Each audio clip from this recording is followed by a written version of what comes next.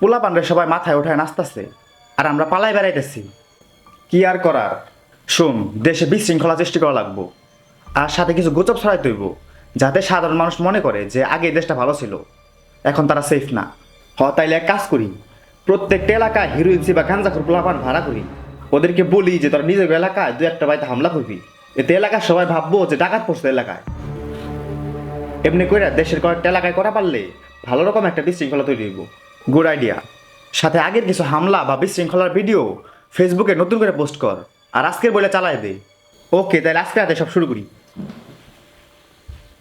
The next day. একটা ভুল করে ফেলাইছি, এখন সবাই বুঝা যাইব যে সব ডাকাতি ডাকাতি কিচ্ছু না, সব আমাকে প্ল্যান করা।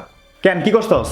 আরে সারা দেশে একই দিনে একই টাইমে ডাকাতির গুজব ছড়াইছি, এখন তো মানুষ ভাববো যে সারা দেশে একই টাইমে একই দিনে ডাকাতি কেমন হয়। নিশ্চয়ই বিশৃঙ্খলা করার লেগে এমন করছে কেউ, আর তার মধ্যে আমাকে ভাড়া করা 2-3টা হিরোইনসি পাবলিকের কাছে ধরা খাইছে, ওরা এখন সত্যি কথা বলে দিছে। আরে বেটা, প্যারা নিস না, এইসবের পরেও কিছু বলো দে, কিচ্ছু বুঝবো না।